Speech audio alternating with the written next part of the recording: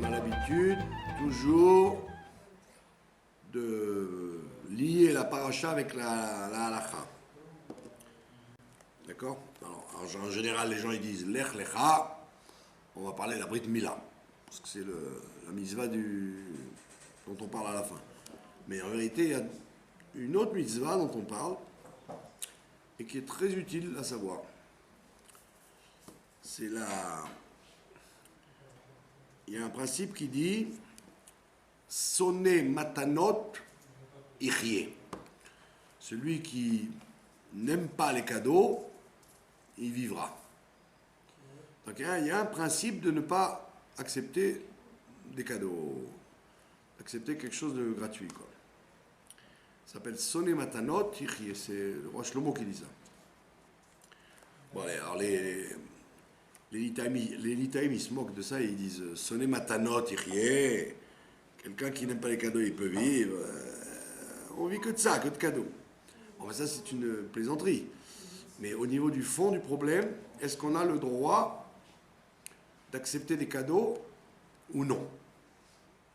Et d'où on l'apprend? De la paracha de cette semaine. Quand Abraham Avinu, il participe à une guerre, il y a une guerre entre 4 rois et contre 5 rois. Il y a 5 rois très, très, très puissants contre 4 rois. En fait, on dit que c'est la première guerre mondiale qu'il y a eu, quoi. Tous les peuples du monde étaient en guerre, les uns contre les autres. Et tous ces peuples-là, ils sont créés après Noah, après Noah. Ben oui, puisqu'on est après Noah. C'est-à-dire qu'il y a eu beaucoup de monde, quoi. Ben oui. Donc il y avait des peuples et des armées, quoi. D'accord? Bon, évidemment, c'est pas la violence des armées du XXe siècle. Il n'y avait pas la bombe atomique, et les canons, et les fusées, etc. C'était avec des épées, et c'était des combats très violents. Et donc, Abraham Avinu est mêlé à ça, et il fait la guerre pour récupérer Lot. Parce que Lot a été pris en otage là-bas. Et quand il gagne la guerre, donc on dit qu'Abraham il a gagné cette guerre avec son serviteur Eliezer. Et alors il y a énormément de choses qui ramassaient de la guerre. La plupart des guerres, c'est pour ramasser des servantes, des esclaves, de l'or, des diamants, tout ce que le pays a. Donc il y a le roi de Sdom, dont on a dit plus haut que c'était un rachat vis-à-vis de Dieu et vis-à-vis des hommes. C'est un homme qui n'était pas du tout honorable. Donc quand le roi de Sdom rencontre Abraham, pour le remercier d'avoir sauvé de la guerre, il lui dit à Abraham, prends tout ce que tu veux. Je te fais cadeau de tout ce que tu veux. Parce que tu as gagné la guerre, tu mérites bien ça. Et Abraham, il dit, j'ai juré, j'ai fait un serment au nom de Dieu de même pas prendre de toi ni un lacet de chaussures, michout, ni un fil, ni un lacet de chaussures. D'accord? Et il dit pourquoi? Il dit parce que je ne veux pas qu'un jour tu dises c'est moi qui ai enrichi Abraham. Abraham est devenu riche grâce à moi. Donc il lui dit donne-moi ce qu'il faut pour ceux qui se sont battus avec moi. Eux ils ont droit. Les soldats qui ont fait la guerre avec moi ils ont droit. Mais moi personnellement je ne veux rien de toi. De peur que tu dises que c'est grâce à toi que je suis riche. Et de là, on apprend quelle est la condition de base pour ne pas accepter des cadeaux. C'est quand la personne qui donne le cadeau, elle le fait pour dire un jour que c'est grâce à elle que vous êtes ce que vous êtes. Par exemple, quelqu'un qui n'a pas des intentions de faire des cadeaux, qui a une intention, c'est de se faire un nom sur votre dos. En disant, vous savez, il n'était rien du tout. S'il est devenu quelque chose, c'est grâce à moi, parce que je lui ai donné à manger, je l'ai habillé, je lui ai donné une maison, etc., etc. Donc si quelqu'un est soupçonné de donner un cadeau pour se faire une réputation dessus, il est préférable de ne pas accepter son cadeau. D'accord? Même si on en a besoin. La nouveauté, elle est de dire qu'on a besoin de la chose. D'accord? Ça, c'est la première remarque. Quand le cadeau vient de quelqu'un qui est mal intentionné. Deuxièmement, une interdiction plus grave, c'est quand on soupçonne que le cadeau vient d'un vol. Si vous savez que la personne gagne sa vie malhonnêtement, d'accord, soit dans les affaires, soit carrément quelqu'un qui a l'habitude de tromper les gens pour gagner sa parnassa, vous n'avez pas le droit d'accepter de lui un cadeau.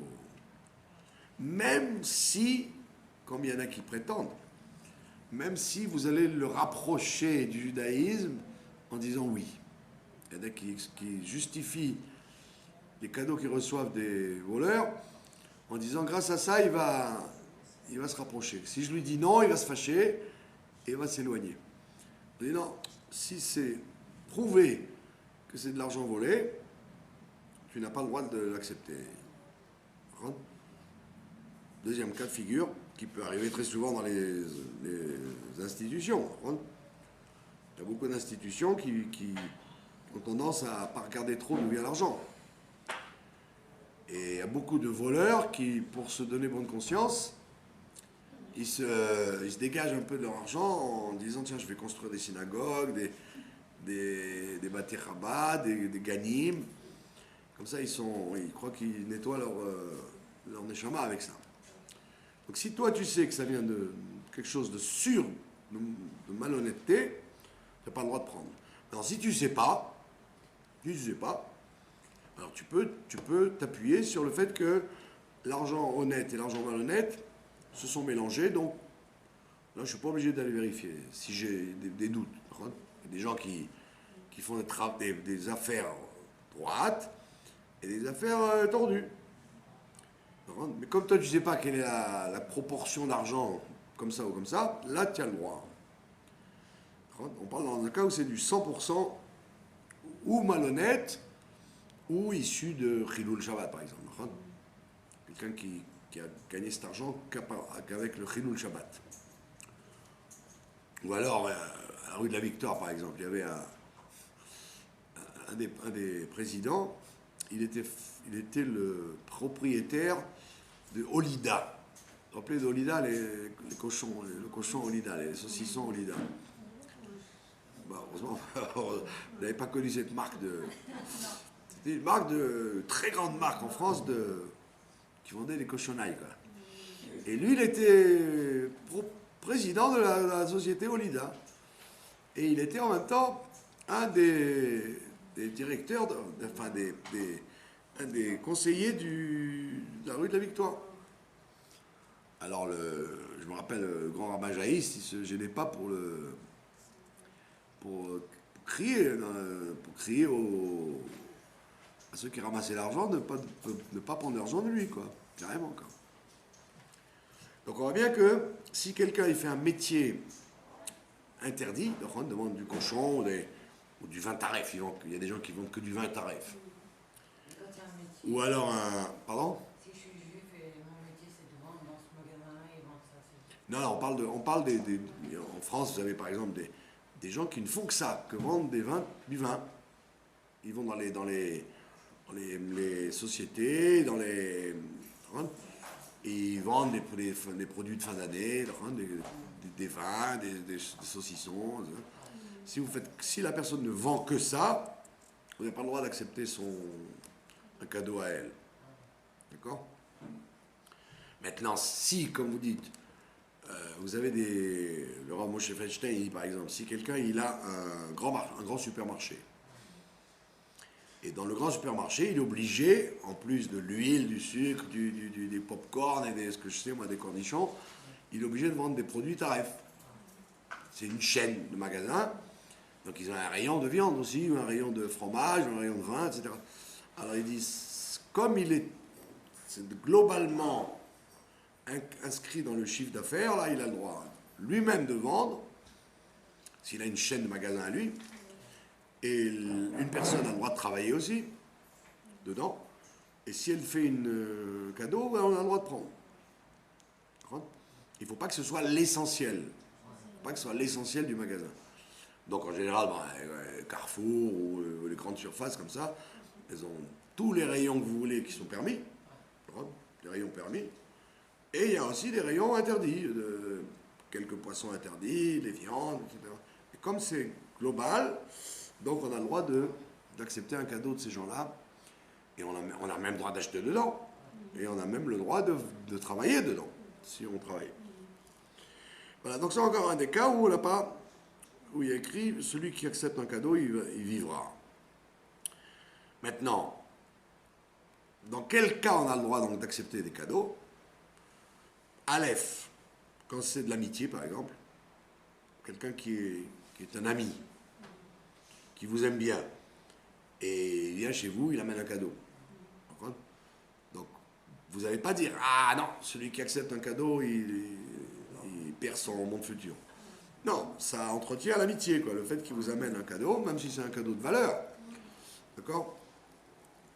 Pas comme les mariages israéliens où les gens ils donnent l'enveloppe en fonction de la valeur de la part qu'ils mangent. Alors si c'est 500 shekels, ils donnent 500 shekels. Si c'est une petite salle, ils donnent 50 shekels. Ouais.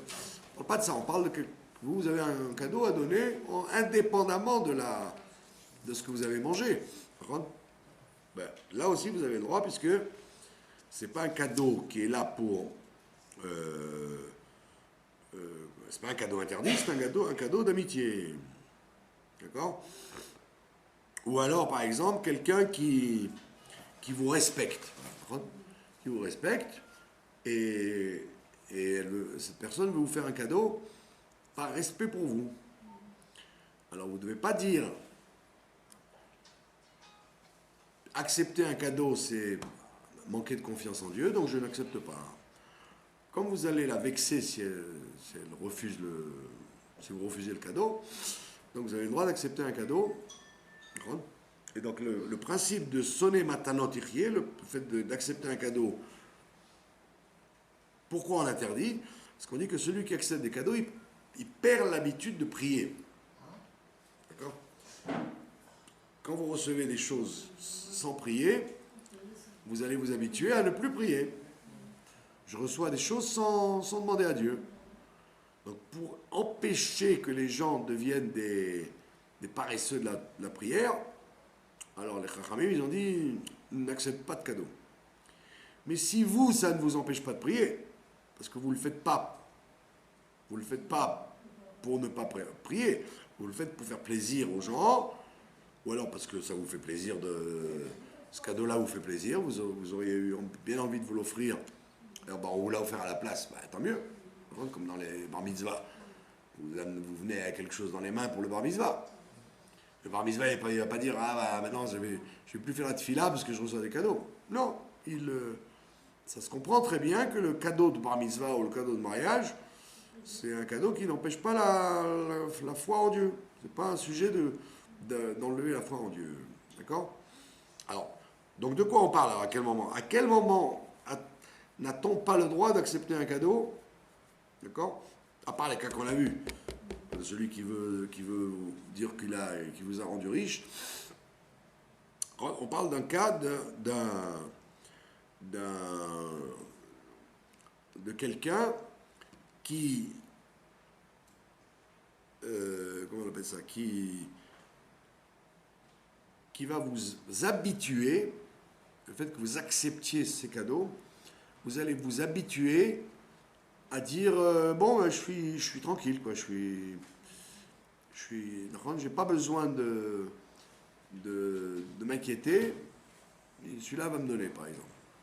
Quand quelque chose est fixe, et que vous risquez par le fait que c'est fixe, de dire Ouais, comme on voit dans les histoires chassidiques, d'accord, le gars, avant Shabbat, il ne sait pas comment faire Shabbat, alors, il prie, et puis juste à la dernière minute, tac, il y a le miracle qu'on lui amène à manger pour le Shabbat.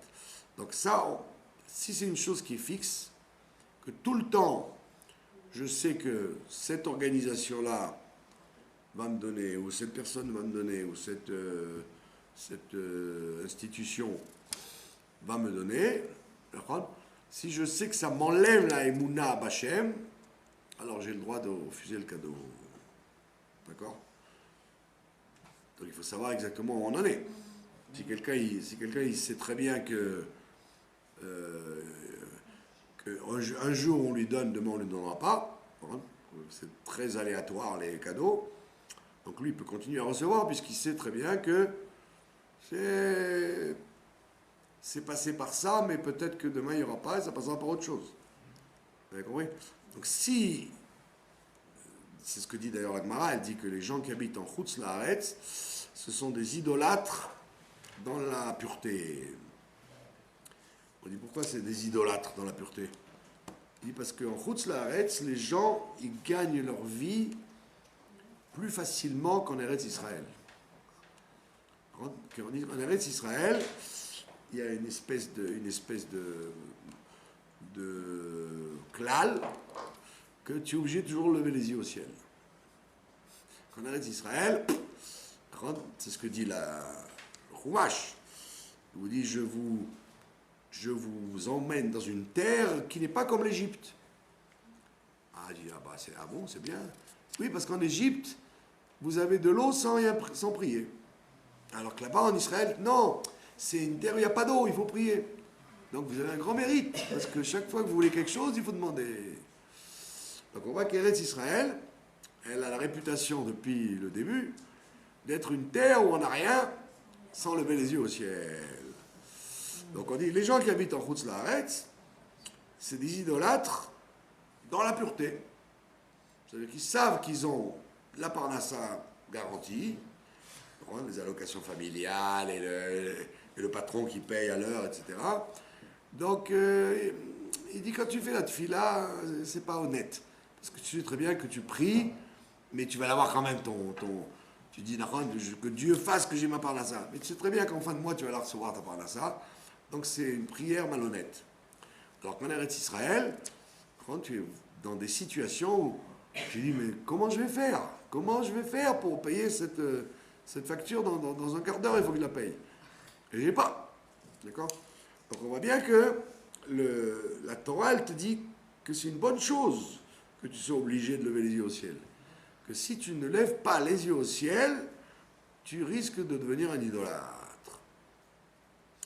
Donc on te dit, si les cadeaux que tu reçois des gens te poussent à ne plus lever les yeux au ciel, alors là tu ne dois pas les accepter.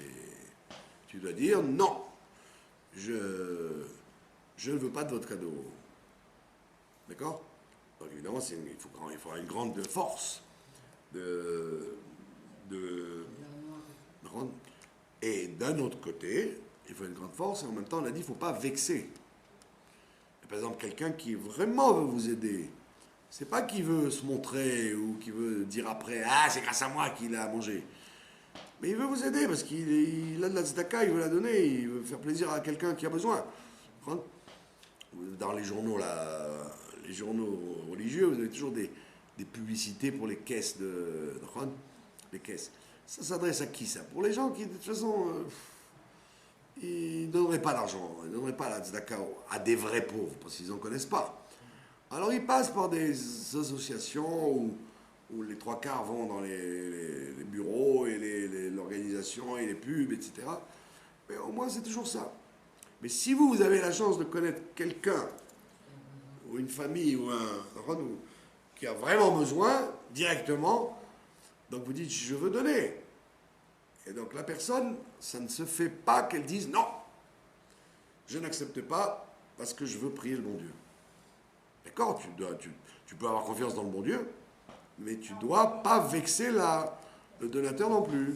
C'est pas forcément une preuve de manque d'émouna d'accepter la tzedaka de cette personne-là. D'accord? C'est pour ça que la halakha dit, les chachamim, on a l'habitude de leur donner. Alors, pourquoi les chachamim? Les chachamim, ils n'ont pas l'interdiction de haïr les cadeaux. Et non, parce que les chachamim, ils savent qu'en fait, ils ne perdent pas le nord. Ils disent, tu me donnes, mais qu'est-ce que tu crois? Tu crois que c'est toi qui me donnes? C'est Dieu qui me donne.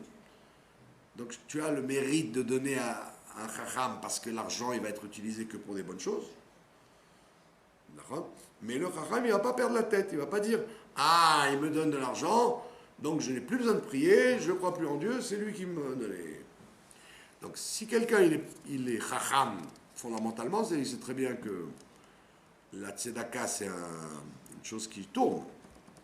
D'accord? Donc il ne va pas risquer de perdre sa émouna parce qu'il a accepté la tzedaka. Donc à ce moment-là, on a le droit d'accepter. D'accord? Donc c'est pour ça d'ailleurs que quand on donne la tzedaka, d'accord? Moi je vois les gens quand je donne des bonbons aux enfants, par exemple. Alors les parents ils disent Maomrim. Alors l'enfant il dit Toda Rabba. Mais il ne faut pas dire Toda Rabba. Il faut dire Tiske la mitzvot. Parce que si Toda Rabba, ça veut dire je te remercie à toi. Alors que si tu dis Tiske la mitzvot, ça veut dire comme tu as mérité de faire une mitzvah en me donnant, que tu aies le mérite d'en continuer à en faire d'autres. Donc tu seras toujours riche pour donner des bonbons et de l'argent. Donc il faut habituer les gens à ne pas répondre Toda Rabba, parce que ça a l'air de dire c'est toi que je remercie. Mais il faut habituer les gens à dire que tu as le mérite de continuer à faire ce que tu viens de faire, une mitzvah. Tu n'as pas rendu service, tu as fait une mitzvah. Il y a une différence. Comme le rabbi explique dans les sikhot au début, il dit que en anglais, ils appellent ça charity, charité. Mais la Torah, elle n'appelle pas ça de la charité, elle appelle ça la tzedaka, ça veut dire la justice. Donc si tu dis un mot qui prête à confusion, ça veut dire charité, ça veut dire moi je suis bon et tu ne mérites pas, mais je te donne quand même. Mais non, pas du tout, je te donne la tzedaka, c'est-à-dire je fais une mitzvah. Dieu il m'a donné pour que je donne. Donc si je lui dis Toda Rabba, ça veut dire que je considère qu'il a fait la charité, pas qu'il a fait la tzedaka.